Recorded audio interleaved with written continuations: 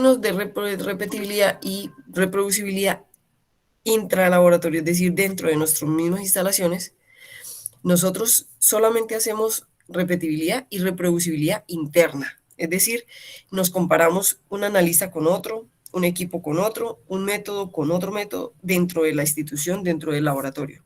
Pero cuando nos estamos comparando con un par, con otro laboratorio par, con laboratorios pares por medio de programas de ensayos de actitud o de ensayos de programas de calidad externa, de programas de calidad externa, programas de evaluación de la calidad de manera externa, nosotros entonces ya no estamos eh, determinando la repetibilidad y la precisión intermedia, sino estamos determinando la reproducibilidad y de mayor jerarquía.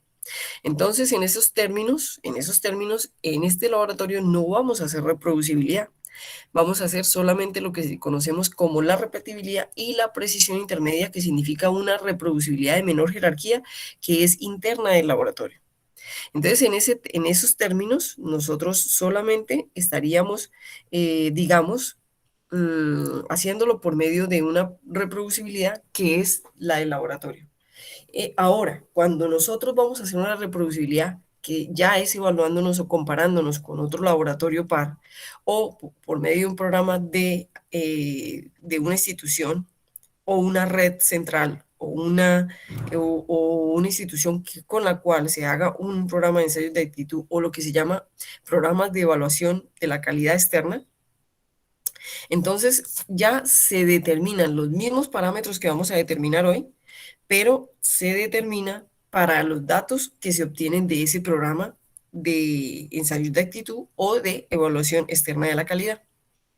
Entonces, en términos de precisión y para repetibilidad y precisión intermedia, es decir, la precisión de nuestro laboratorio, de nuestra institución interna, nos dice el BIN que la precisión es un parámetro de desempeño, ¿cierto? Ya lo habíamos visto, y ese parámetro de desempeño se debe usar para verificar o para la validación. Y siempre todos los parámetros de desempeño responden a un uso previsto, es decir, a lo que nosotros necesitamos en el laboratorio. Entonces, cuando vamos a definir la precisión, siempre esa precisión debe corresponder a lo que yo necesito, no a un método específico, no a otros criterios diferentes, sino a lo que yo en realidad necesito usar de ese método.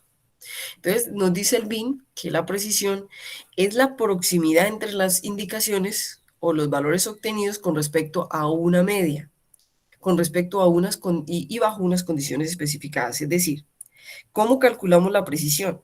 Obtenemos diferentes valores, a esos valores le sacamos la media aritmética, que es una variable estadística descriptiva, y a esa media miramos qué tanto se alejan esos diferentes valores con los cuales obtuvimos la misma media o el mismo promedio aritmético. Entonces, con eso podemos decir qué tan alejados o qué tan cercanos o cómo es la proximidad. Podemos determinar un valor cuantitativo para esa proximidad con la cual nosotros podemos definir si es preciso o es impreciso o qué tanta imprecisión se obtiene ese valor. Entonces, la precisión se expresa numéricamente mediante las medidas de dispersión de las estadísticas descriptivas, tales como son la desviación estándar y el coeficiente de variación. Eso es claro, ¿cierto que sí? ¿Es claro? Chicos. Sí, profe. Entonces, cuando hablamos de precisión intermedia o repetibilidad, estamos hablando que cuando hacemos repetibilidad no cambiamos absolutamente nada y lo hacemos en un periodo de tiempo muy corto, generalmente media hora, máximo una hora, en el cual un analista a condiciones totalmente específicas hace un ensayo y no cambia absolutamente nada, ni su pipeteo, ni la persona, ni el equipo, ni la infraestructura, absolutamente nada. En ese momento, todas las réplicas que se obtengan se llaman réplicas por repetibilidad, es decir, todos los datos que se obtengan se llaman réplicas obtenidas en condiciones de repetibilidad. ¿Por qué? Porque en ese instante o en ese momento tan corto no se ha cambiado absolutamente nada. Es decir, todo se hace en condiciones totalmente idénticas, lo que conocemos en la jerga del español repetibles. Y por eso se llama repetibilidad. Cuando hablamos de precisión intermedia, hablamos de condiciones de reproducibilidad. Ya estamos hablando de la reproducibilidad, pero estamos hablando de una reproducibilidad de menor jerarquía. Entonces, en eso comprende que yo o cambie el analista y verifique en el momento en que yo cambie un analista puede ser porque yo quiero comparar la efectividad o el desempeño del analista comparado con los resultados del otro o compararlos a los dos, o cuando yo cambio un equipo porque uno es posible que se dañe, o porque necesito dos equipos en la misma institución, o porque necesito varios equipos, entonces los comparo entre sí, o porque necesito varios analistas haciendo el mismo ensayo, porque el ensayo definitivamente es muy efectivo económicamente para la institución, entonces necesito que varios analistas hagan el mismo ensayo y necesito que esos analistas tengan una precisión y unos parámetros de desempeño muy similares. Entonces voy a comparar diferentes equipos, diferentes analistas. Entonces puede ser que en condiciones de reproducibilidad haya una condición o varias condiciones que se cambien. En este sentido, entonces puedo cambiar el equipo, puedo cambiar varios dispositivos del sistema de medición, por ejemplo, la micropipeta, por ejemplo, los reactivos, ¿cierto? Puedo preparar diferentes reactivos para un método o para el otro y estoy ya haciendo condiciones de reproducibilidad, es decir, reproducir. En la jerga española, reproducir significa tratar de lograr resultados similares o iguales a lo que hizo la otra persona. Eso quiere decir que yo puedo coger un método y, ojo, que no se cumpla en mi laboratorio, que no se desarrolle en mi laboratorio y hacerlo reproducible en mi laboratorio. Es ahí cuando estamos desarrollando un método. Desde ahí viene el término reproducibilidad. Es cuando yo cojo un método y que no lo hacemos en el laboratorio y lo hago reproducible, es decir, hago posible que se haga en mi laboratorio. Después de que yo sé que él es reproducible en mi laboratorio, porque puede ser que sea un método desarrollado en otro país, en otras condiciones distintas, a eso le llamo una reproducibilidad total, porque estoy cogiendo un método que simplemente fue reportado por otra institución y lo estoy haciendo reproducible en mi institución.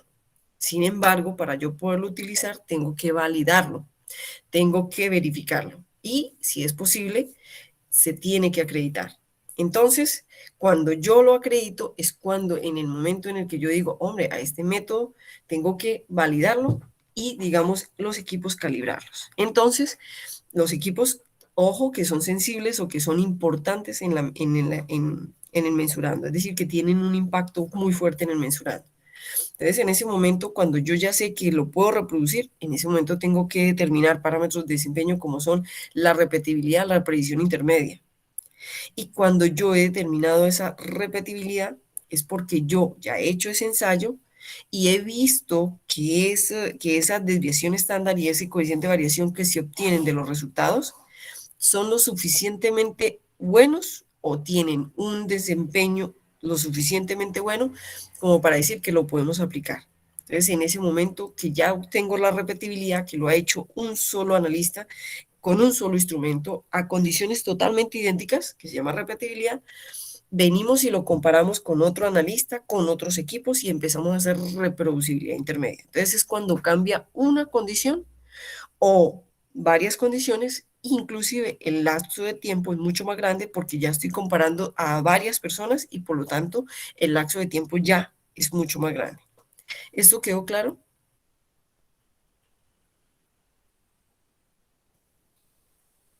Chicos, ¿es claro?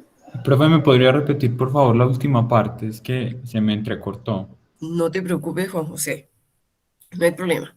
Cuando hablamos de la repetibilidad, estamos hablando de condiciones totalmente idénticas. Hasta ahí vamos bien, ¿cierto, Juan José?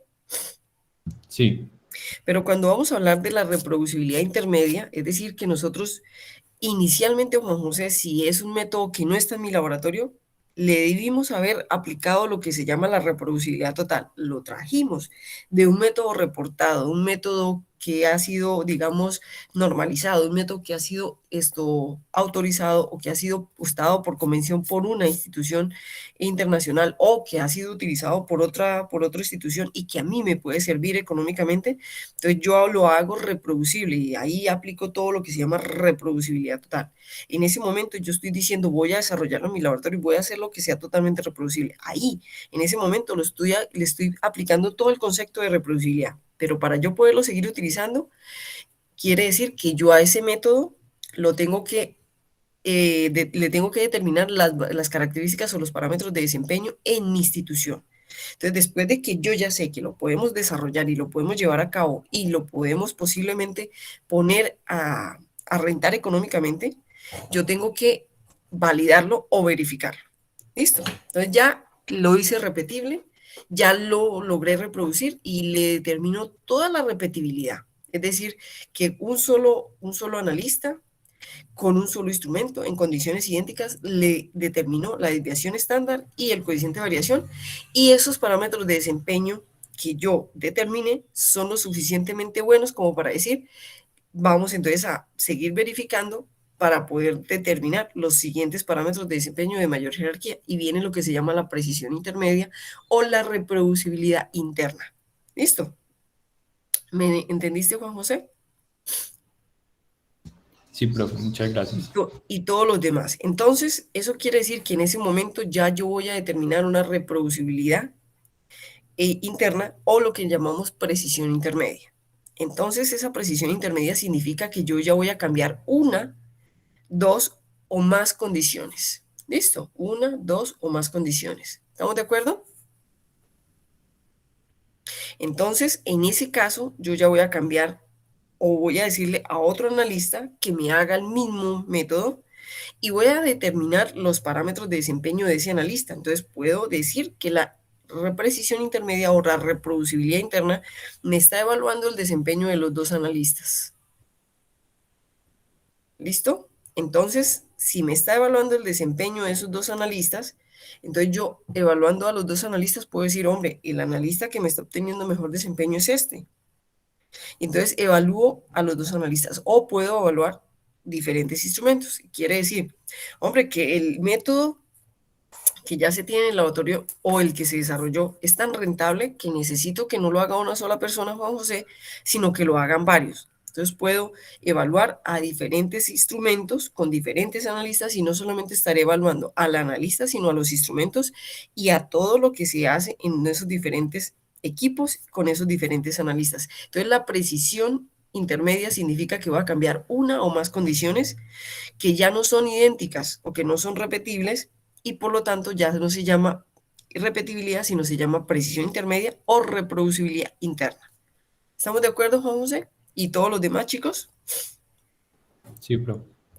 Sabemos de antemano que la veracidad se asocia con el error sistemático y sabemos que la precisión se asocia con el error aleatorio y que el error sistemático es un error constante, que el error constante significa que hubo algo que se introdujo en el método y tiene que afectar a todos los valores obtenidos de igual manera.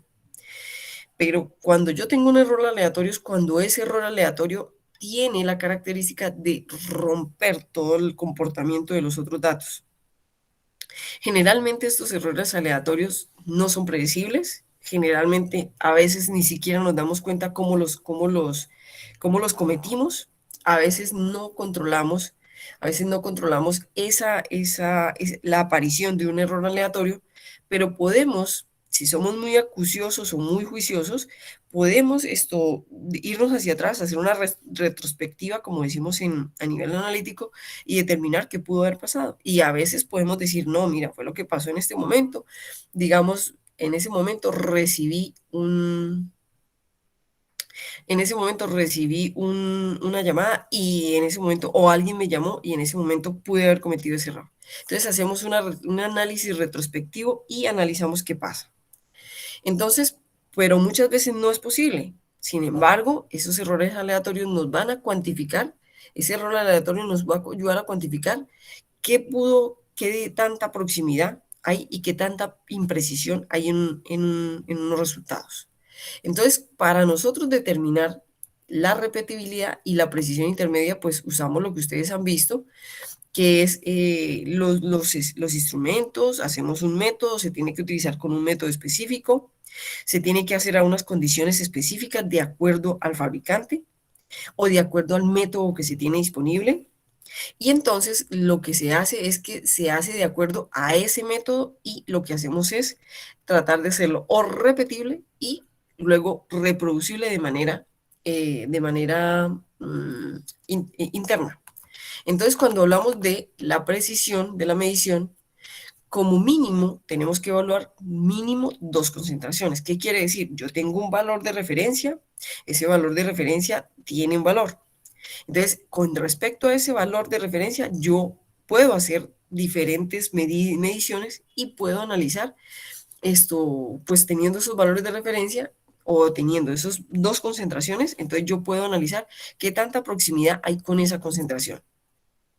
Entonces, cuando yo voy a hacer precisión, tomo 2 valores de los datos de veracidad, es decir, de los datos de veracidad con las concentraciones que se tienen, se toman 2 valores. Entonces, por eso es que nosotros en los datos del laboratorio, voy a ponérselos acá para que los tengan en cuenta, para ponérselos acá, tengo 2 valores y entonces dependiendo del método que les fue asignado, se les dan 2 valores. Por ejemplo, si estamos hablando del método de GOTPATH, entonces se les dieron 2 valores, en este caso 50 y 200, entonces se van a tener 2 valores que son escogidos de acuerdo al método de la veracidad, es decir, ya habiendo determinado la linealidad, ya habiendo determinado que el método sí cumple con linealidad y por lo tanto determinado el sesgo y determinado el límite de cuantificación y de detección.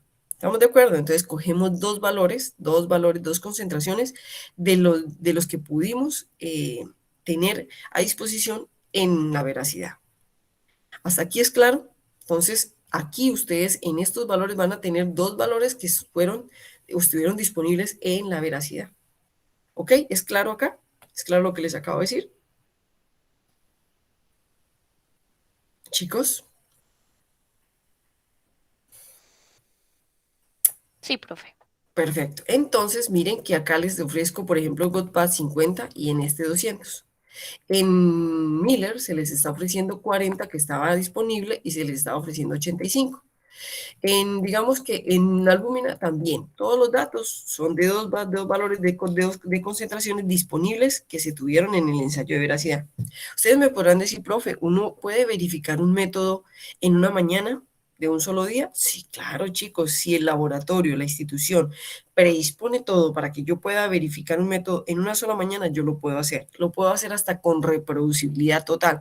Es decir, hombre, el laboratorio quiere que yo verifique un método, entonces yo me pongo desde que llego, ya tengo todo preparado. Lógicamente, ustedes saben que los microbiólogos necesitan tener, digamos, unas condiciones de higiene de microbiológica, ¿cierto? No contaminación, que les exige tener una planificación muy superior a cualquier otra línea profesional. Entonces, digamos que ustedes, por el hecho de tener que autoclavar, por el hecho de tener que tener condiciones tan asépticas, condiciones de no contaminación, ustedes tienen que haber planificado, ¿cierto?, el ensayo con mucho tiempo.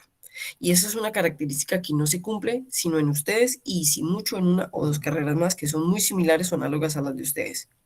Pero digamos que en otras profesiones no se tiene esa planificación. Entonces usted ya tiene todo planificado, ya tiene todo organizado y en ese día se definió que usted tiene que verificar un método. Entonces, ese mismo día usted puede hacer veracidad, puede hacer precisión, puede hacer robustez y puede hacer hasta reproducibilidad total, porque puede tener un laboratorio con el cual en ese mismo día ustedes ya tengan esto determinado, que usted corre y se compara con otro laboratorio. Es decir, aunque no lo haga con una red de laboratorios, aunque no lo haga con un ensayo de actitud, usted lo puede hacer. Puede determinar inclusive la reproducibilidad interlaboratorio, es decir, una reproducibilidad que se salga de los límites de la infraestructura del laboratorio. Entonces, digamos que para hacer la repetibilidad necesitamos como mínimo 2 valores que ya se tuvieron del ensayo de veracidad. En ese caso, nosotros les ofrecimos valores de los ensayos de veracidad. Entonces, cogemos 2 concentraciones que estuvieron disponibles en la veracidad y con esos valores vamos a analizar los datos que se obtengan de 10, ojo, para repetibilidad, debemos leer 10 veces esas muestras. Entonces, al leer 10 veces esas muestras, vamos a obtener estos valores. Listo, estos valores. Y cogimos la otra concentración y medimos 10 veces la otra concentración. Listo. Entonces, siempre para la repetibilidad necesitamos como mínimo hacer 10 mediciones o 10 detecciones de la absorbancia o del el mensurando que nos esté botando el instrumento, porque no solamente se hace con espectrofotómetros, en este caso se haría con un espectrofotómetro, y se obtienen 10 repeticiones del procedimiento analítico bajo las mismas condiciones, es decir, el mismo espectrofotómetro, las mismas sistemas auxiliares, micropipetas, gradillas, cubetas, todo lo necesario, ¿cierto? El mismo procedimiento de medición, el mismo analista y el mismo día en un periodo en un periodo de tiempo muy corto. Entonces, ahí estamos obteniendo la repetibilidad. Entonces, esos datos de repetibilidad son estos que ustedes tienen acá. Son 10 datos, 2 diferentes concentraciones en un periodo en un periodo de tiempo muy corto y con un analista. Listo.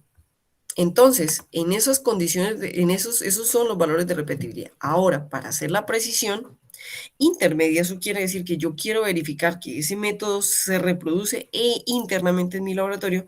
Entonces, para ese tomamos otros 10 datos analíticos, pero cambiamos alguna condición. Entonces, nosotros en el formato le cambiamos el analista. Entonces, aquí estamos cambiando el analista, pero, profe, pero podemos cambiar de día. Sí, a algunos les cambiamos el día, a algunos les cambiamos el instrumento y a algunos les cambiamos, bueno, el analista, el instrumento y el día. ¿Estamos de acuerdo? Entonces, eso fue lo que hicimos para poder medir la reproducibilidad intermedia o para medir la precisión intermedia o lo que llamamos la reproducibilidad interna, que es cómo nos comparamos dentro del mismo laboratorio. ¿Es claro dónde están los datos, chicos? ¿Es claro, muchachos? Sí, profe. Perfecto. Entonces, como ya tenemos de dónde vamos a sacar los datos, entonces vamos a mirar cuáles son los cálculos que tenemos que hacer. Nosotros vamos a medir, primero que todo, chicos, a determinar las desviaciones estándar y los coeficientes de determinación de esos valores. Entonces, ¿qué vamos a hacer? Permítanme, voy a abrir el, el, ¿qué? El formato que yo les mandé para los resultados de laboratorio. Y entonces en ese formato vamos a ver que yo les abrí una hoja específica para la precisión.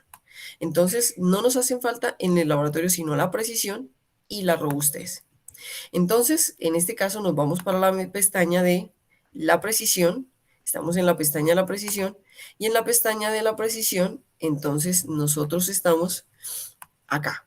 Entonces voy a aumentar un poquito, ¿cierto? Porque esto es por los métodos. Recuerden que ustedes no van a trabajar sino el método que les fue asignado, no más. Entonces digamos que es GOTPATH.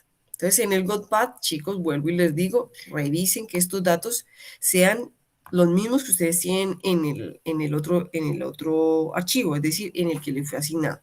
¿Hay cambios? Sí, pueden haber cambios. ¿Por qué? Porque este archivo ha sido, digamos, ostensiblemente usado en diferentes tiempos y entonces, por lo tanto, al ser manipulado, pueden haber cambios que se le han hecho a ciertos valores. Entonces, siempre revisar, ¿ok? Siempre revisar que los datos sean iguales.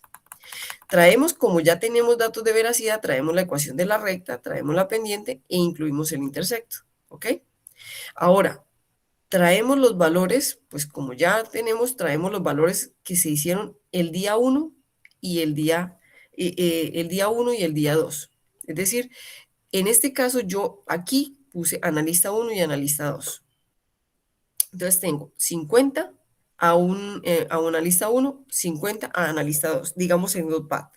¿Por qué analista, profe? Porque a los de GoodPath les cambiamos fue el analista, no el día. Entonces digamos que la condición cambiante para GoodPath no fue el día, sino el analista. Entonces, cogemos los de 50 con el analista 1 y los copiamos acá y cogemos el del analista 2 y los copiamos acá. ¿Es claro, cierto que sí?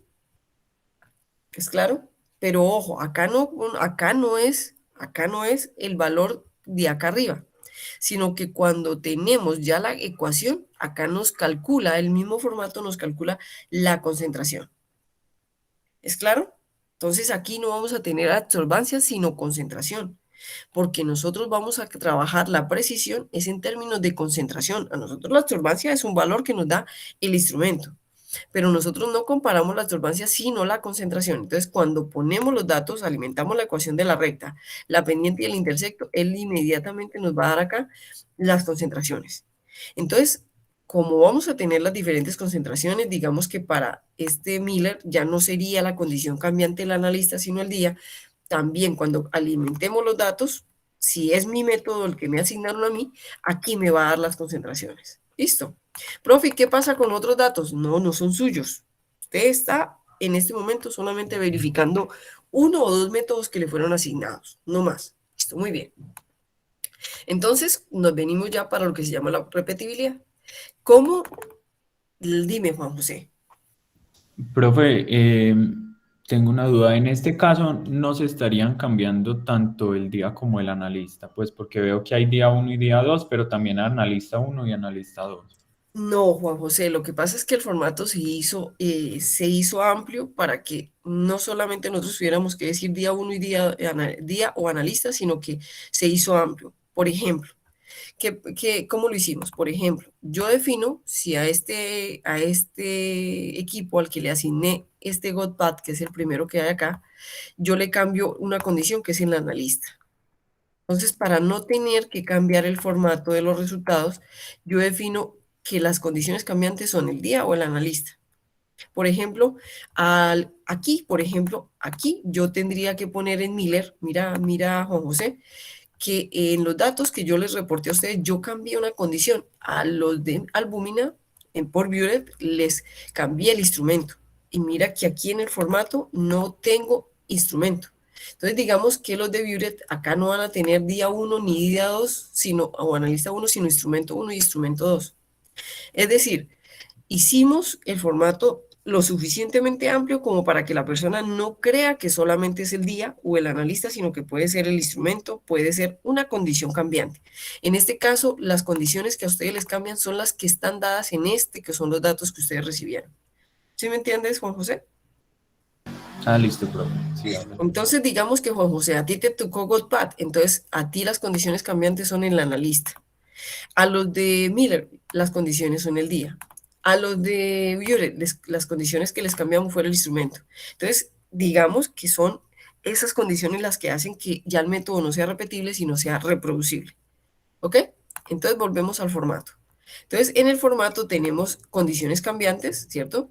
Y entonces tenemos, por ejemplo, el valor nominal, que son los valores. Entonces aquí me va a dar el promedio. Claro, el formato es tan amigable con ustedes, chicos, que el formato les calcula la media o el promedio, la desviación estándar de repetibilidad, mire que es una R minúscula, y el coeficiente de variación.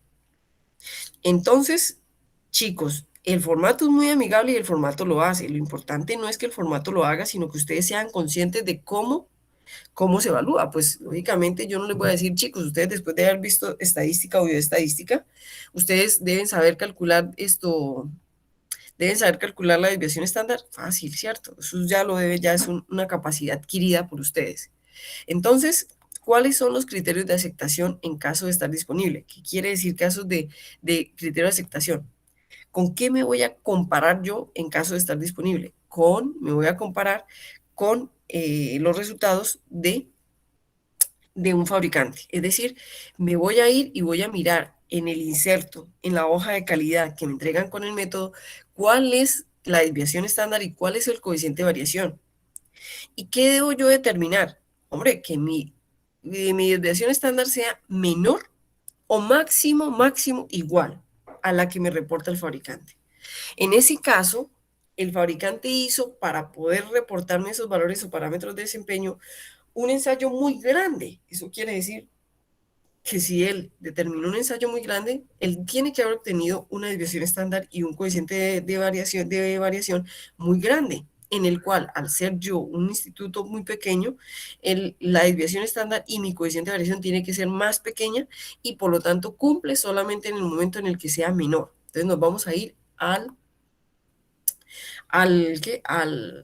a la guía del laboratorio. Entonces nos dice que tenemos algunos cálculos que hacer. Ya vamos a mirar qué son esos cálculos. Entonces, primero que todo, estamos mirando con la desviación estándar. Entonces, yo miro que mi desviación estándar y mi coeficiente de variación ojo, a las condiciones comparables con el fabricante sean menores. Usted me va a decir, profe, pero es que a veces el fabricante no me ofrece 50, sino me ofrece 85. Entonces, como 85 es mayor, pero es el más cercano a 50, yo lo comparo con ese valor. Entonces, cuando tengo criterio de aceptación, venga chicos, voy a mirar que alguien me escribió. Ok. Cuando tengo criterio de aceptación, cuando tengo un parámetro de desempeño reportado por el fabricante y me comparo con el fabricante. Entonces ustedes me dirán, profe, pero cuando vimos veracidad, dijiste que yo me puedo comparar con el fabricante y si con el fabricante cumplo, ya cumplo. Pero también, yo no sé si con ustedes lo hice también, les dije, lo ideal es que yo siempre calcule la parte estadística, es decir, que yo siempre haga la T-Student y verifique que mi método cumple porque ya voy estableciendo dentro de mi laboratorio, dentro de mi manera interna, voy estableciendo parámetros de desempeño internos, es decir, parámetros con los cuales yo me comparo. Porque no es lo mismo tener un parámetro de desempeño cuando yo hago un método analítico la primera vez a cuando ya llevo un mes, 2 meses, un año, 3 años, 10 años haciendo un mismo método. Entonces esa experiencia, ese conocimiento del método me tiene que ayudar a que ese parámetro de desempeño, si el método no ha sido modificado, no ha sido cambiado por un organismo internacional, que me obligue a tenerlo que volver a verificar y a tener que volverlo a validar, entonces eso quiere decir que mis parámetros de desempeño tienen que mejorar porque yo con la experiencia tengo que volverme mejor cada día y eso es lo que hace la experiencia. ¿Es claro lo que les acabo de decir, chicos? ¿Con qué me voy a comparar este criterio de aceptación si está disponible? Chicos. Profe, entonces eso lo revisamos en el inserto. Exacto, se revisa con el fabricante, se revisa con el fabricante. Ahora, profe, ¿y qué pasa si mi método analítico no tiene un inserto o una hoja de calidad? Entonces me voy a métodos que haya en la literatura y verifico las desviaciones o los parámetros de desempeño reportados por esos métodos. Y entonces me comparo con esos parámetros de desempeño. ¿Es claro lo que les acabo de decir? ¿Es claro, chicos? Profe, es que mi método, digamos, GOTPAD no es normalizado. Entonces, yo me voy y busco en la literatura quiénes y cómo y para qué aplican el GOTPAD. Entonces, busco que la matriz sea igual a la mía y busco los parámetros de desempeño. Profe, pero es que el método, el artículo o el documento no me dice el parámetro de desempeño. El documento no me va a decir el valor, no me va a dar el valor como decirme, hombre, esta es la desviación estándar como me lo dice un fabricante, ni me va a dar un coeficiente de variación. Entonces, yo lo que hago es que me comparo con el que me dé el documento, porque el documento me va a decir, este valor da tanto, más o menos, y me va a dar una dispersión. Y con esa dispersión es que yo me voy a comparar. Esa dispersión me la pueden dar en unidades de la magnitud o me la pueden dar de manera relativa, es decir, en porcentaje. Entonces yo me voy a comparar con cualquiera de las dos, es decir, o me comparo con la desviación estándar si lo que me reporta la desviación estándar, que recuerden que la desviación estándar está en unidades de la magnitud, o me comparo con el coeficiente de relación de coeficiente de variación, que son unidades relativas, es decir, en porcentaje. Entonces, hombre, que el método no me reporta una desviación estándar, entonces yo no me comparo con la desviación estándar, sino con lo que me reporte el método. ¿Es claro o lo vuelvo a repetir, chicos? Profe, en caso de no estar, entonces colocaríamos pues como que no se encuentra disponible. Juliana, siempre va a haber un parámetro de desempeño, o sea que el método no sea normalizado o sea normalizado, siempre va a haber, por ejemplo, los métodos normalizados tienden a reportar las dos, pero algunos métodos no reportan el coeficiente de variación, sino solamente la desviación estándar. Entonces tú te comparas con la desviación estándar.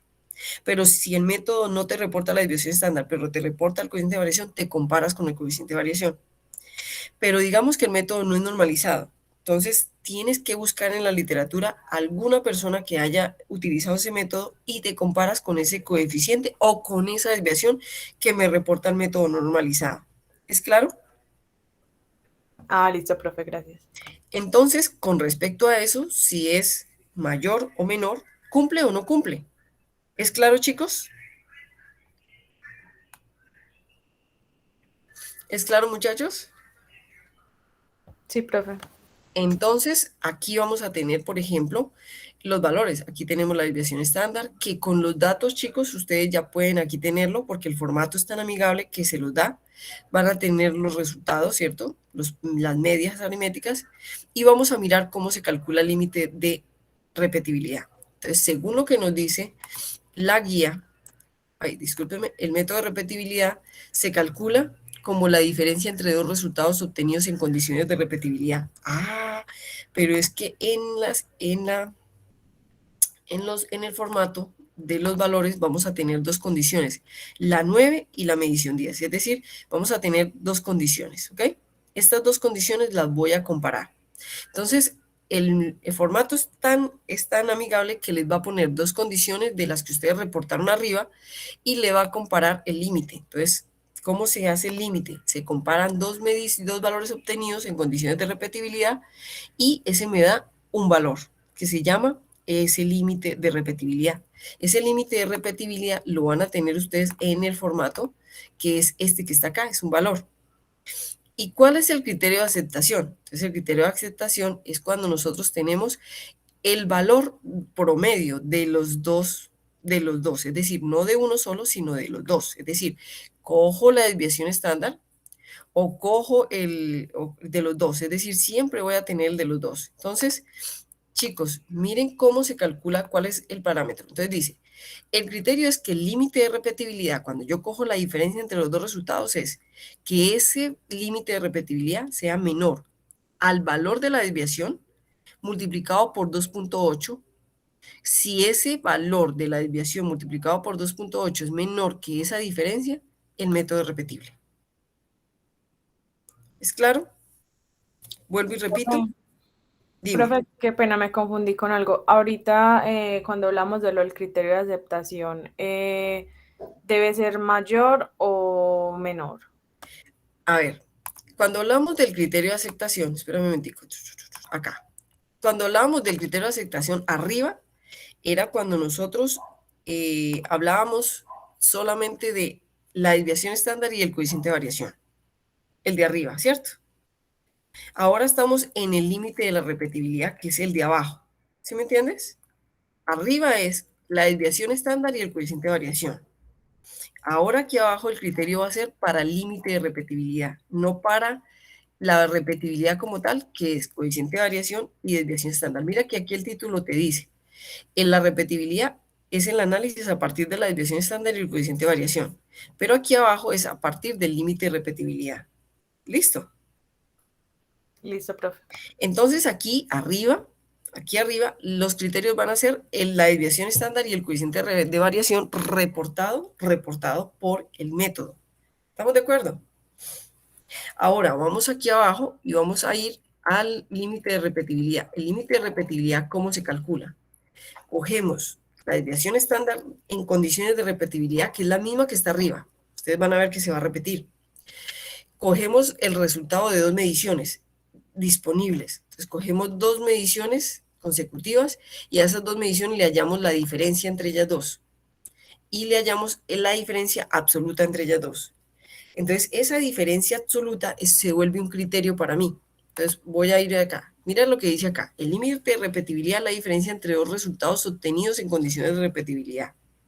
Entonces, ¿cuál es el criterio? Si esa diferencia de dos valores consecutivos, ese límite de repetibilidad es menor a la desviación estándar obtenida en el método por repetibilidad multiplicada por 2.8, si es menor, el método es repetible.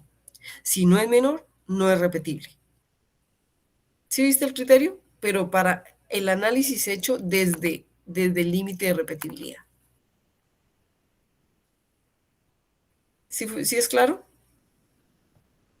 Profe, creo que sí. Pues yo hablaba como entonces que el resultado de la decisión, que si se cumplía o no se cumplía, pues en la primera tablita de la repetibilidad a partir del análisis de la desviación y el coeficiente, para que se cumpliera o no se cumpliera, si debía ser mayor o menor. No, siempre menor, siempre Ah, menor. listo. Porque Listo. yo, Juliana, me estoy comparando, como les dije anteriormente, me estoy comparando con un fabricante que tuvo que hacer una cantidad de ensayos enorme, donde el error que pudo haber cometido es mucho mayor al que yo cometo en un ensayo pequeño, en un ensayo hecho in situ. ¿Sí me entiendes? Cuando el fabricante se compara y nos da parámetros de desempeño, él no solamente lo hace consigo mismo, sino que él tiene laboratorios amigos a los que él les lleva el método de forma gratuita y les dice, yo no se lo cobro, pero usted me hace el favor y me evalúa el método. Entonces esos laboratorios no los van a recibir el método, el kit, van a recibir los insumos, van a recibir, a veces reciben hasta el equipo, Juliana, solamente con el compromiso de al fabricante determinarle el desempeño del método. Entonces, quiere decir que cuando el fabricante determinó esos parámetros de desempeño, lo hizo de manera con ensayos de actitud, es decir, él cogió su método, su procedimiento desarrollado, sus insumos, y los llevó a diferentes laboratorios que no son de una misma región, sino son de diferentes regiones. Por ejemplo, eso lo hacen los laboratorios en Europa. Cogen a un laboratorio de París, cogen un laboratorio de Besançon, cogen un laboratorio de, digamos, de otro departamento o de otra región de Francia. Posiblemente tienen laboratorios amigos en Italia, entonces llevan sus insumos a Italia y le dicen a los laboratorios amigos, oiga, yo le doy el método, pero usted me evalúa los parámetros de desempeño del método. O sea, es decir, usted me valida el método. Y con la validación, que internamente se llama verificación, Juliana, él determina unos parámetros de desempeño. Eso quiere decir que los parámetros de desempeño del fabricante son mucho más grandes que los que yo debo obtener a nivel interno. ¿Sí me entendiste? Sí, profe, ya me quedó claro, gracias. Entonces siempre siempre los criterios de desempeño son menores que los del fabricante o menores que los de un método ya publicado. Ahora, ustedes me podrán decir, profe, pero si mi método no es normalizado y yo, ¿cómo voy a garantizar que ese método fue validado con todos los requerimientos de un fabricante? No tenemos la certeza. Pero lo que sí sabemos es que es un método que ya fue evaluado por pares internacionales y que tiene un reconocimiento, por lo menos científico. Entonces, lo que quiere decir que yo estoy utilizando por lo menos un parámetro que ya tiene una evaluación y un parámetro científico que me permite establecer un criterio de desempeño. ¿Estamos de acuerdo? ¿Hasta ahí vamos claros? Sí, profe. Perfecto. ¿Alguna otra duda? Bueno, entonces eso con respecto a la desviación estándar del coeficiente de variación. Ahora nos vamos otra vez para el límite de repetibilidad. El límite de repetibilidad me dice que yo debo coger, ya después de tener la desviación estándar en condiciones de repetibilidad, ¿yo qué hago? Cojo dos valores consecutivos. Dos valores consecutivos de la misma medición en la veracidad y con esos calculo la diferencia entre ellos dos. Entonces miren lo que dice la guía. Entonces cojo dos valores y que son dados en condiciones de repetibilidad y a esos dos valores le hallo la diferencia entre ellos dos. Esa diferencia entre ellos dos debe ser menor a la desviación estándar multiplicada por 2.8. 2.8 es un criterio, un factor de cobertura que me permite decir que mi dispersión o la diferencia entre esos valores puede tener esa dispersión tan grande. Es decir, la desviación estándar obtenida por 2.8, que es un factor de cobertura. Entonces, ¿qué quiere decir? Que si esa diferencia entre dos valores consecutivos es menor a ese cálculo, miren que el formato es tan amigable que el mismo formato se los ayuda a evaluar a ustedes. Entonces, el mismo formato les dice el criterio de aceptación es 2.8 por la desviación estándar que usted debió haber reportado acá, ¿cierto? Entonces, ¿cuál es el criterio? Ahora el criterio es que si mi diferencia de límite de repetibilidad es menor, entonces cumple. Si no, no cumple. ¿Es claro? Entonces, ¿cuál es mi criterio? Cumple y es repetible. Cumple y no es repetible. Pero, hombre, no solamente no cumple y no es repetible, sino ¿qué se podría hacer? Es decir, yo no solamente voy a decir, no, profe, no cumple y no es repetible, sino qué debo yo hacer a nivel institucional posiblemente para mirar cómo hacer que ese método cumpla o determinar que definitivamente no lo podemos aplicar. ¿Es claro?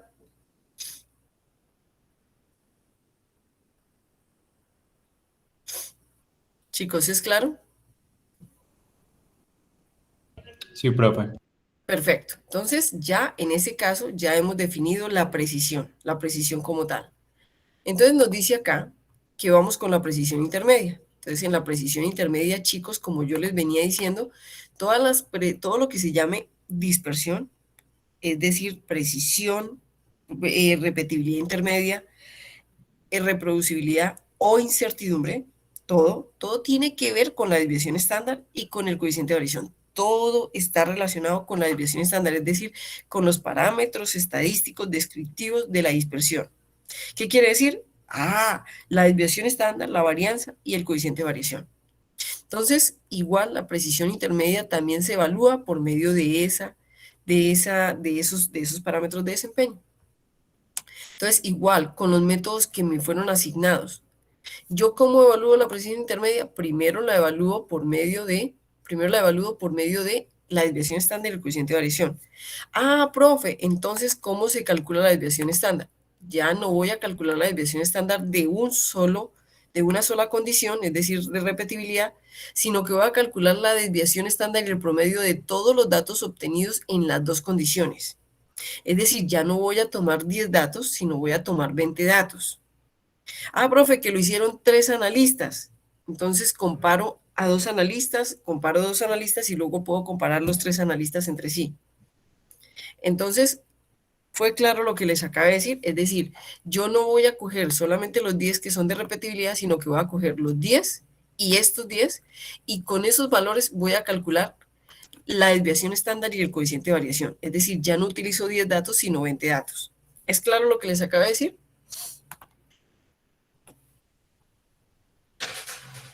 Sí, profe. Chicos, perfecto, pero de una sola condición, ¿Qué es la condición? 50. El, el formato es tan amigable, chicos, que si ustedes corroboran bien los datos, de 50, de 200, de una sola condición, el mismo formato les ayuda a evaluar. Lo que yo quiero es que quede claro cómo son, es decir, cómo se deben hacer. Entonces, digamos que estamos acá. Entonces, ya él le calculó el promedio de la concentración de 50. Con ese promedio ustedes ya pueden verificar lo que han verificado antes, que es la veracidad. Pero lo más importante es la desviación estándar en términos de la reproducibilidad intermedia o la repetibilidad intermedia. ¿Listo? ¿Qué quiere decir?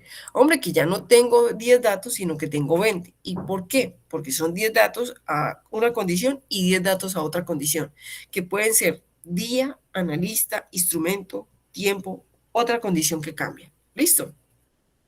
Y me da un coeficiente de variación de esos 20 datos. ¿Cuál es el criterio de aceptación, chicos? En caso de estar disponibles, entonces me evalúo ya no me evalúo con la precisión, sino con la repetibilidad intermedia o precisión intermedia, de acuerdo a lo que me diga el fabricante. Profe, es que me deben dar dos. Sí, siempre me deben dar dos, uno de repetibilidad y uno como mínimo de reproducibilidad. Entonces yo me evalúo con esos dos datos. ¿Estamos de acuerdo? Con los que me da en precisión intermedia o reproducibilidad intermedia. ¿Estamos de acuerdo, chicos? Muchachos, ¿es claro? Sí, profe.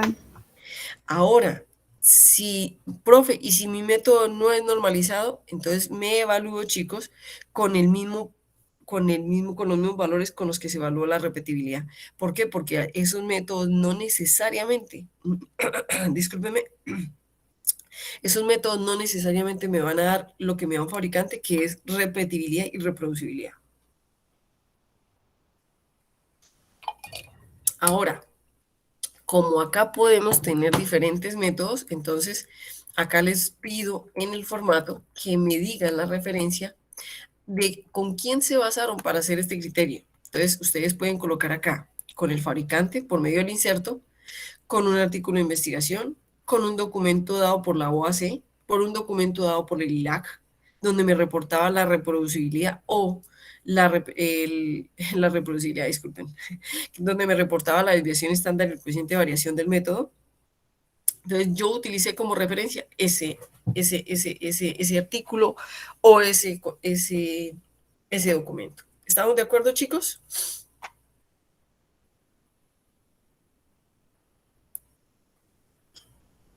Muchachos. Perfecto. Ahora, el resultado es cumple o no cumple. Muchachos, al igual que el anterior, ¿cómo decimos nosotros si cumple o no cumple? Lógicamente, la reproducibilidad intermedia o la precisión intermedia tiene dispersiones más grandes que la repetibilidad. Entonces, ¿cumple o no cumple? ¿De qué depende que cumpla o no cumpla? El mismo criterio. Debe ser menor. Menor que la del fabricante, menor que la del método ya publicado. ¿Estamos de acuerdo, chicos?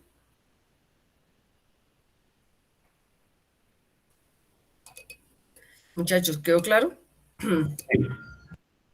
Ahora vamos a hacerlo con respecto al límite de repetibilidad y lo hacemos de la misma manera.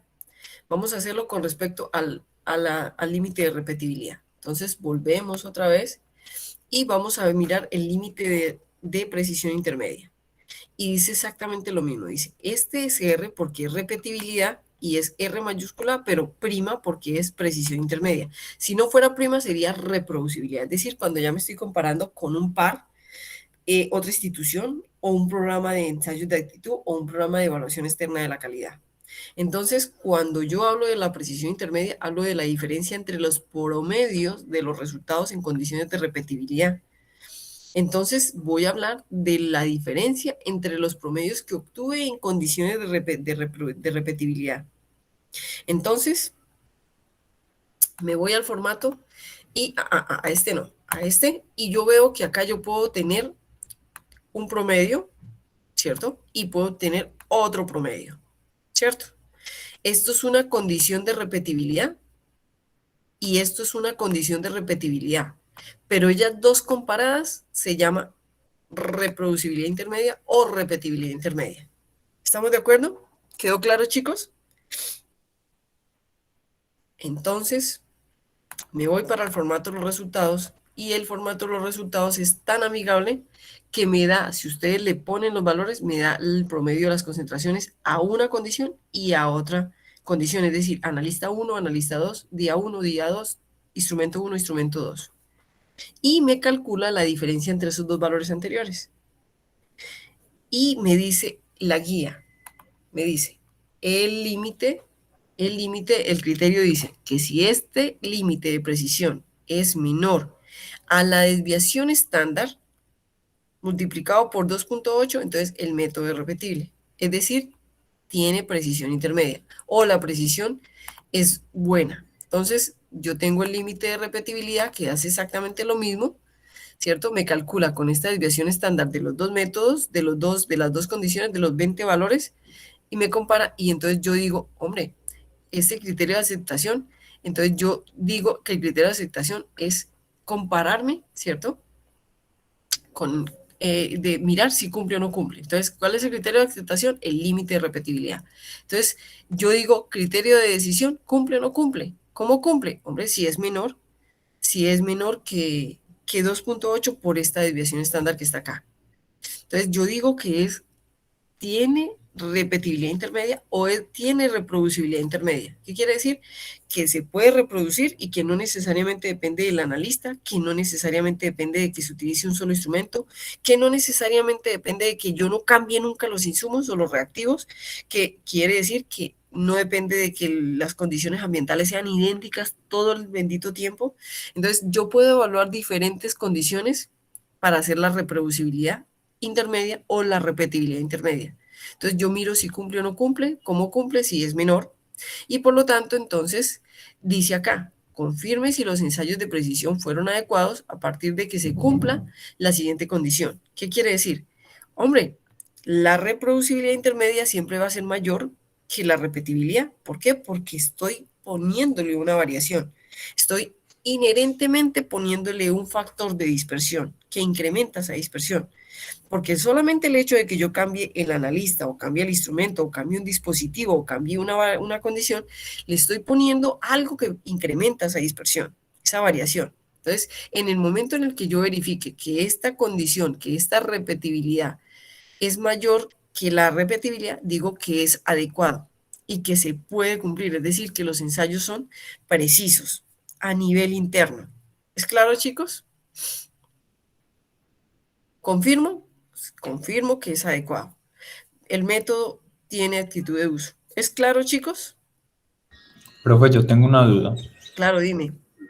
Acá, pues porque ahorita viendo la repetibilidad, a partir también del límite de repetibilidad, entonces teníamos que ese límite era como la diferencia entre dos mediciones consecutivas.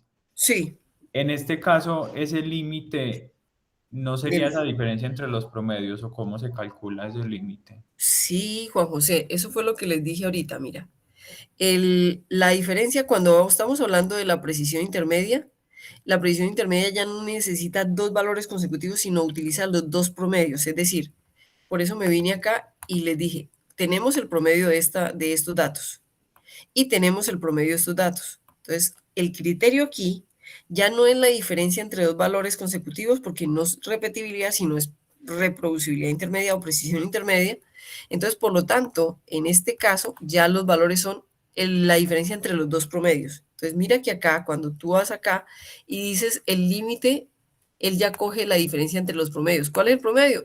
Este promedio que él te evalúa acá es el promedio de los valores que tú pones acá, es decir, de estos.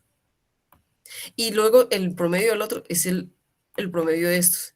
Y él lo que va a hacer en condiciones de precisión intermedia es ver la diferencia entre estos dos promedios, entre los de la condición 1 y los de la condición 2. Y te va a evaluar la diferencia entre esos dos promedios. ¿Cierto, Juan José? Sí, profe, sino que me surge es la duda porque pues he estado revisando el formato a la par que usted nos está explicando y Sí. ahí en límite de repetibilidad aparece la fórmula que yo entendí que era para el criterio de aceptación, entonces no sé si estoy errado. Bueno, entonces, Juan José, lo que pasa es que la fórmula es igual, simplemente que la desviación estándar que utilizas es o la de reproducibilidad intermedia o la de repetibilidad. La fórmula es igual, lo único que cambia es la desviación estándar que tú utilizas.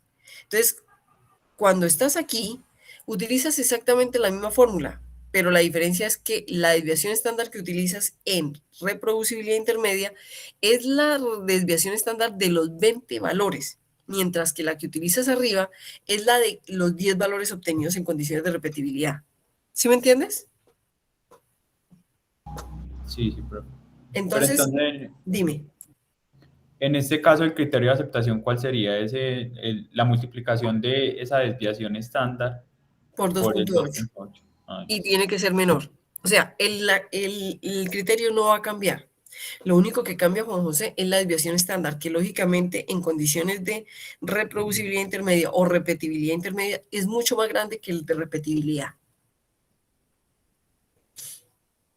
Listo, profe. Pues Gracias. mucho más grande en términos, digamos, cuantitativos significa que no es un valor extensivamente grande, ¿no? Sino que es más grande. Listo.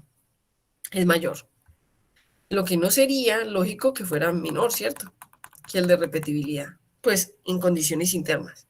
Hombre, si yo llego a conseguir una desviación estándar en condiciones de repetibilidad intermedia o reproducibilidad intermedia menor que el de repetibilidad, yo puedo pensar que el de repetibilidad me toca, el criterio que yo utilizaría es repetir la repetibilidad o mirar cómo evaluar esa repetibilidad porque nunca podrá ser esto mayor, una desviación estándar de repetibilidad que la de la reproducibilidad intermedia. Es claro, ¿cierto que sí? Sí, profe. Entonces, yo determino si cumple o no cumple y como ya sé que el criterio o la reproducibilidad intermedia debe ser mayor que la repetibilidad, miro si cumple. Simplemente aquí digo, cumple, es adecuado, no cumple, no es adecuado. Y no solamente digo no cumple, no es adecuado, sino que determino qué deberíamos o qué opción tomar. ¿Listo, chicos? ¿Quedó claro?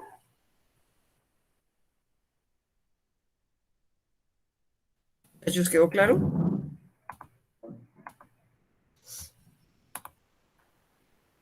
Sí, profe. Perfecto. Entonces, denme un momentico, por favor. Voy a buscar las tablas. Yo les mandé a ustedes unas tablitas de, bueno, unas tablas de estadísticas, ¿cierto? Unas tablas de estadísticas donde ustedes tenían el Z-score, ¿cierto? Pues claro, eso yo creo que ya lo vieron ustedes en estadística. Tenían la H cuadrada, tenían la T de student y tienen la F de Fisher con un 95% de confianza. ¿Listo? ¿Estamos de acuerdo, chicos? Sí. Perfecto. Entonces, vamos a utilizar en este momento la F de Fisher, que es en la tabla de las tablas, la que yo les mandé al 5%, es decir, al 95% de confianza. Entonces, cuando tenemos la tabla de F de Fisher, nos vamos a la guía y nos dice que la forma en que nosotros evaluamos este criterio es, ¿cierto? Es la repetibilidad, la reproducibilidad es por medio de la F de Fisher, que es una prueba de hipótesis. Entonces, miren que la prueba de hipótesis me dice que la F de Fisher se evalúa con las varianzas. Entonces, yo cojo las varianzas de las dos condiciones y las dos condiciones me debe dar una mayor, una menor. Bueno, si me da igual, pues vamos a ver qué pasa, ¿cierto? Pero me debe dar una mayor, una menor. ¿Ok? Muy bien. Entonces, miren lo que tenemos acá. Entonces dice precisión intermedia. Entonces, chicos, siempre que yo hago una prueba de hipótesis, la prueba de hipótesis es confirmar la hipótesis nula. Siempre, siempre. Siempre es confirmar la prueba de hipótesis. Y la hipótesis que es para mí es la nula. Si vamos a aplicar una prueba de hipótesis para la repetibilidad en este caso, la precisión intermedia, es decir, la dispersión, la variación, en este caso para la precisión intermedia, ¿cuál creen ustedes que debe ser la hipótesis nula? Y acá lo llamamos comparación de medias. Comparación de medias. Porque vamos a comparar una media con la otra media. Y la hipótesis nula es lo que yo quiero confirmar. Entonces, ¿qué creen ustedes que yo debo colocar como hipótesis nula? Planteemos hipótesis.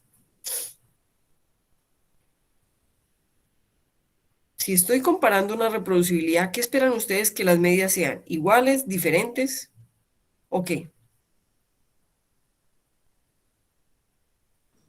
Que sean iguales. Para mí deben ser iguales, iguales estadísticamente, ¿cierto? Ya no voy a decir iguales por número, por magnitud, sino voy a decir que no haya diferencias significativas entre las medias. ¿Estamos de acuerdo? Chicos, ¿me acabaron de entender? Muchachos.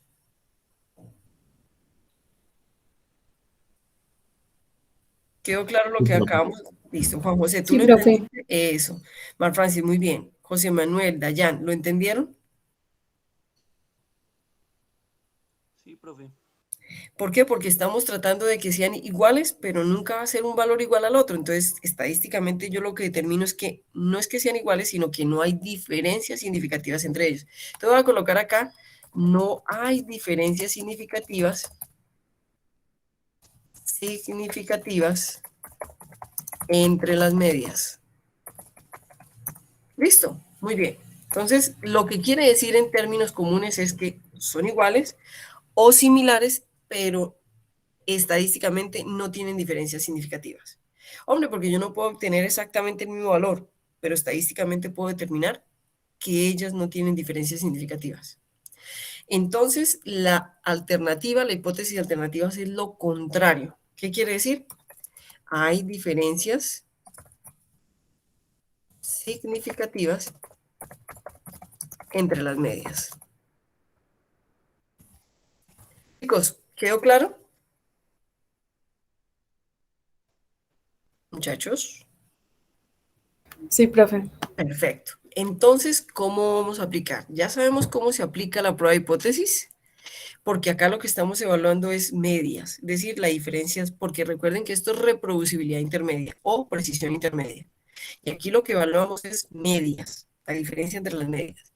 Entonces, ¿qué hace el archivo? El archivo les vuelve a traer la desviación estándar, que es la misma que está aquí arriba reportada, la de repetibilidad, les calcula la varianza. Párense ahí y ustedes van a ver que les va a calcular la varianza.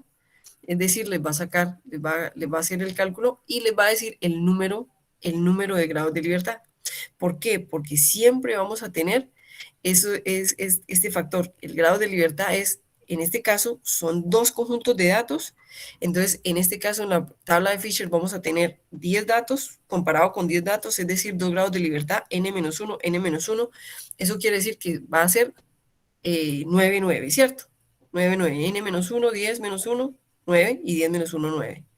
Entonces, ¿cómo se calcula el F calculado? Lógicamente con la fórmula que es varianza mayor sobre varianza menor. Entonces va a coger la varianza mayor sobre la varianza menor. ¿Listo? Y y nosotros, ¿qué vamos a determinar? El F crítico. Hombre, voy a ir por el F crítico. Entonces me voy por el F crítico. Entonces me voy a la tabla, ¿cierto? De Fisher. Y entonces en la tabla de Fisher entro con los grados de libertad. Ojo, grados de libertad del numerador, el que tuvo mayor varianza. Entonces vengo acá, 9. ¿Listo? Y el que tuvo menor varianza, es decir, 9. Entonces me vengo con 9 y lo choco con 9 y nos va a dar 318. ¿Entendieron cómo lo leemos?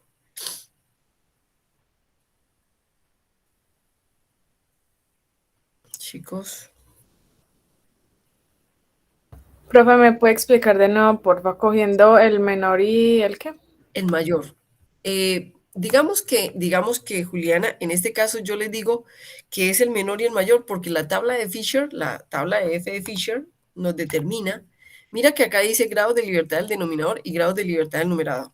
Entonces yo debería hacerlo con todas las reglas de la ley. Es decir, yo sé que el numerador tiene, según lo que nos dice la fórmula, mira la fórmula, en el numerador va la varianza mayor y en el denominador la varianza menor. Entonces, según la tabla de F de Fisher, me dice que yo utilizo la varianza mayor para buscar estos grados de libertad y el que tiene varianza menor para buscar el de la columna de forma vertical. Entonces, yo les digo a ustedes, según la fórmula aquí es el que tiene mayor varianza y según el que tiene menor varianza. Pero lo mejor de todo es que ambos, en este caso, son 10 y 10, entonces ambos grados de libertad son iguales. Entonces digamos que no importa tanto porque son iguales, pero sí importa en el momento en el que mis datos no sean iguales. ¿Sí me entiendes, Juliana? Sí, profe, ya me quedó claro. Eso, entonces yo se lo dije en términos de palabras porque puede ser que en una condición no se hayan obtenido las 10 sino 9. Entonces ya el grado de libertad no sería 9, sino serían 8. Digamos que en un análisis alguien le dio por obtener uno más, entonces ya no son 10 datos, sino son 11. Entonces yo me tengo que fijar en el que tiene varianza mayor y varianza menor para ir a la tabla de Fisher. ¿Por qué? Porque según el F de Fisher, yo tomo arriba el de varianza mayor y luego el de varianza menor con el objetivo de que nunca dé menor que 1. ¿Estamos de acuerdo?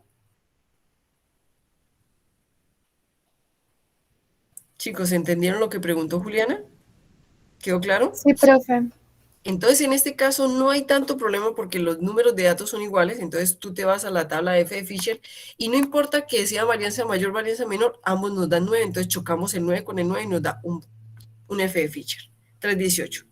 Pero digamos que en el momento en el que tus datos ya no tengan el mismo número de datos, ya ahí tienes que fijarte cuál es el que tiene mayor varianza y el número de datos para poder entrar a la tabla de F de Fisher. ¿Quedó claro? ¿Más claro, chicos? ¿O no? Chachos. Por mi parte, sí, profe. Gracias, Nati. Y los demás chicos, ¿a todos les quedó claro? ¿O hago de cuenta que sí? Sí, profe. Sí, profe, por mi parte también. Listo. Chicos, entonces, ya teniendo el criterio, acá les doy el criterio, ¿cierto? Entonces dice 318, ¿cierto? O 317.8, que es redondeado 318. Y el criterio de aceptación es ¿qué? este F calculado, ¿cierto?, sea menor que ese F crítico. Entonces, en el momento en el que el criterio es que el F calculado, y ahí está, sea menor que el F crítico, entonces yo ya puedo decir que cumple o no cumple. ¿De acuerdo, chicos? ¿Complicado o no complicado, chicos?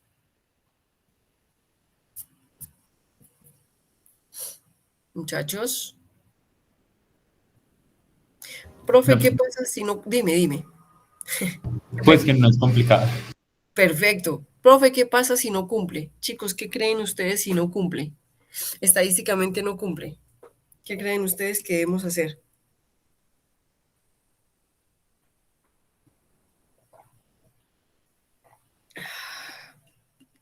Porque esto es dispersión, esto no es veracidad.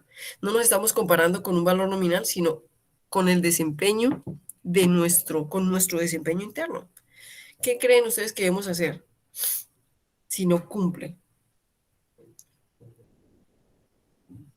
¿Qué me dan como criterios, chicos, ustedes? Profe, pues yo creo que se podría pensar como en capacitar mejor al personal. Muy bien, esa sería una. Esa sería una, Juan José. ¿Qué más? Ese sería algo muy bueno porque muchas veces la variabilidad depende del analista, es decir, cómo pipetea, si pipetea bien, ¿cierto? Eso está muy bien. Pero ¿qué más podríamos hacer? Verificar condiciones, ¿cierto? ¿Qué más podríamos hacer? Mantenimiento tal vez de los instrumentos. Excelente, Dayan. También, ¿qué más podríamos hacer? Hay todas las condiciones que pueden cambiar, son susceptibles a ser analizadas, chicos. ¿Quedó claro? Todas las condiciones, quedó claro. ¿Estamos de acuerdo, chicos?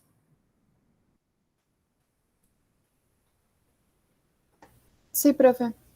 Y lo último que ustedes van a hacer para este que no se entrega ahorita, sino que vamos a tener dos clases, vamos a tener una clase, luego vamos a tener otro laboratorio que se llama robustez, y en ese laboratorio de robustez, que espero yo poderlo cubrir, ojalá el jueves, no es tan largo el tema, ¿cierto? Entonces, vamos a mirar que en este GOTPAD simplemente no es solamente el resultado, sino que le dice, compare los resultados, ¿cierto? Cumple, no cumple, ¿por qué no cumple?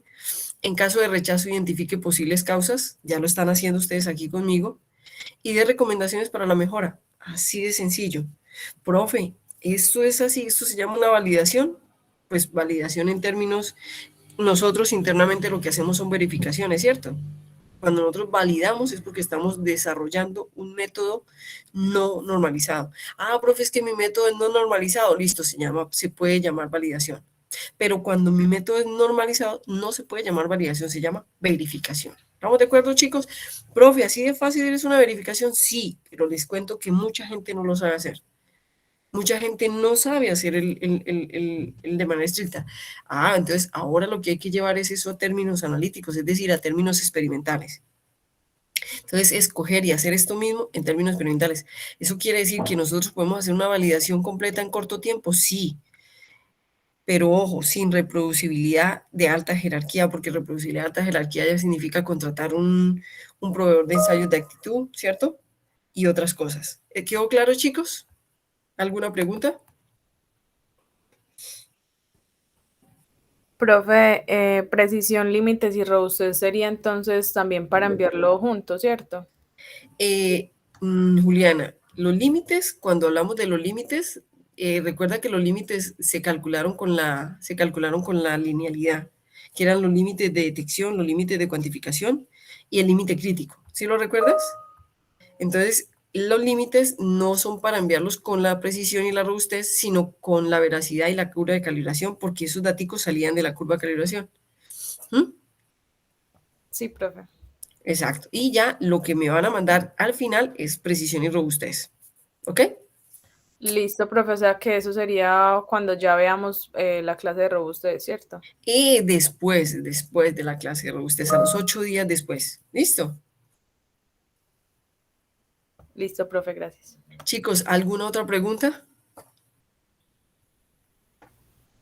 Profe, el tema no. En mi caso sí tengo una preguntita con el taller que hay que enviarte, entonces no sé si son solo 5 minutitos. No hay problema. ¿Me lo quieres acá Listo. o quieres que lo hagamos por aparte? No, ahorita pues al final cuando... Listo, perfecto, no tengo problema. Listo.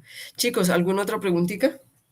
Profe, yo también tenía una duda del taller, Sí. que, bueno, los métodos que nos tocó fue Bradford y Buret. Oh, listo. Y sí, ahí decía, pues, mucha de la información que buscamos de insertos y todo eso, daba que era como para proteínas totales, más no para, o sea, como un método como tal para albúmina, sino que eran proteínas totales, que la albúmina se utilizaba, era como ya un patrón como para hacer las calibraciones, más no había como un método para, pues estos métodos no se utilizaban para detectar albúmina. Entonces Bueno, ahí, ahí queda ya. Sigue, sigue. pues yo hice el cambio en la guía, pues poniendo en vez de Bradford y Buret albúmina, puse proteínas totales. No sé si... Sí, Dayan, tienes razón. Generalmente Lowry, Bradford y Kendall determinan proteínas totales, es decir, no determinan albúmina como tal, pero cuando tú utilizas como material de referencia a la albúmina, digamos que estás utilizando uno de los parámetros, digamos que en seres humanos es la proteína por porcentaje mayoritario que tenemos en la sangre. Entonces, digamos que se está calculando la concentración de proteína en términos de albúmina y se tiene un margen muy pequeño de error, pero es la proteína que más se utiliza, sobre todo en humanos, y también lo puedo decir que en bovinos y que en animales, porque ellos también cumplen con esa condición, pero no lo podemos utilizar, digamos, en frutas y en plantas de la misma manera en frutas, en plantas y sí, en frutas y en plantas. Es decir, lo podemos hacer en términos de humanos y animalitos, pero no lo podríamos hacer en términos de microorganismos, no lo podríamos hacer en términos de animales, de plantas, porque ahí tendremos que mirar qué composición tienen ellos de proteínas y ahí ya tendríamos que hacer, digamos, un patrón. También hay patrones de proteínas de diferentes matrices. Entonces ahí tendríamos que, digamos, tener en cuenta que el patrón que estamos utilizando ya no podría ser albúmina porque la albúmina es representativa solamente en el caso de seres humanos y animalitos, pero no digamos que no podría ser para otras muestras diferentes. Otra cosa, Dayan, es que miraste el método de Bradford si se utilizan humanos.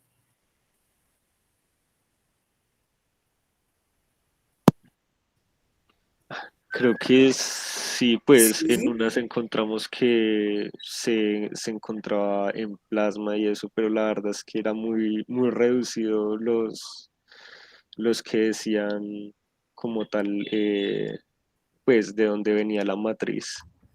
Exacto.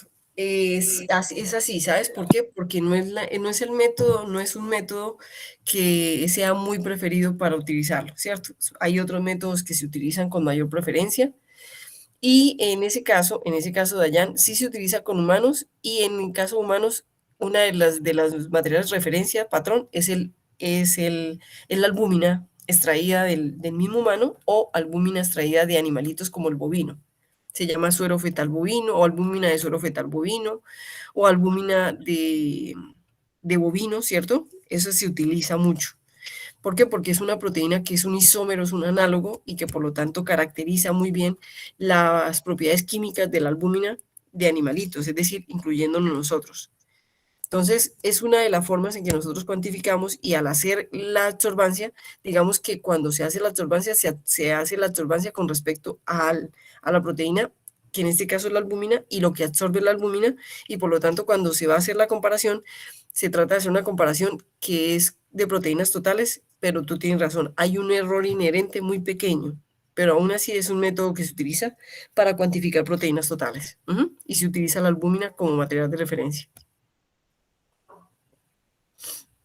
Listo, profe. Pues ahí tengo otra, Sí, dime. que era como tal las unidades, porque bueno, en Buret Sí. Las unidades se utilizan en gramos por litro y en Bradford se utilizan en Mil. miligramos por mililitro.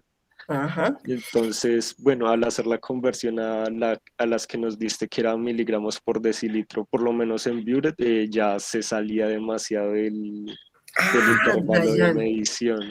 Yo les di gramos sobre decilitro, entonces yo creo que es un error de las unidades. Porque sí, yo creo que eso es un error de las unidades, porque en Buret siempre es gramos sobre litro. Siempre, siempre es gramos litro. ¿Listo? Porque Sí, Buret tiene una sensibilidad, es decir, tiene una robustez, más bien que una sensibilidad, no, tiene una especificidad alta y, digamos una sensibilidad bajita, porque Buret capta proteínas con concentraciones altas, pero para concentraciones muy pequeñitas es mejor Bradford. Es decir, cuando nosotros tenemos concentraciones muy chiquitas es mejor trabajar con Bradford, porque la sensibilidad de Bradford es mucho más alta que la de Buret. Entonces yo creo que es una equivocación y la equivocación está en las unidades, es gramos. Además, mira que acá abajo te dice gramos por litro. Yo creo que esto fue un error. ¿Sí me entiendes? Es un error. sí, no, pues porque si en las otras salía todas miligramos sobre decilitro, entonces pues tampoco nos fijamos mucho en ese. Ah, pero sí, es un error porque casi siempre Buret se maneja es en gramos por litro por la poca sensibilidad que tiene Buret. Ujú. Listo. Y ya en Bradford nos salía miligramos sobre mililitros, ese sí, pues ya pasándolo a miligramos sobre decilitros y era más, Más específico, sí, un ahí poco ya lo coge más, porque Bradford es muy sí. sensible. Ujú. Aunque bueno, nos cogió solo la mitad de la tabla porque nos da pues los intervalos de 10 a 140 en el inserto. Sí, Miligramos sobre decilitro y lo que nosotros alcanzamos pues, en lo que hicimos nos da 0,009 miligramos sobre decilitro a 98,38 miligramos. ajá, Entonces ahí nos queda como la mitad, o sea, queda incompleto. sí, sí, exactamente, así es. Ah, listo, Así es, Dayan. gracias. Excelente. Listo. Chicos, ¿alguna otra pregunta, chicos? Me quedo con entonces con Nati Pérez o con María Alejandra. Nati, fuiste tú la que me dijiste que me quedara, ¿cierto? Sí, profe. Chicos, ¿alguna otra pregunta? Por mí todo está claro. Bueno, chicos, entonces les deseo un feliz resto de día. Nos vemos el jueves en clase. ¿Listo? Listo, Muchas profe. gracias. Muchas Chao, Voy a gracias. parar profe. la grabación. Gracias, profe. Ok, dime, ¿me vas a decir algo?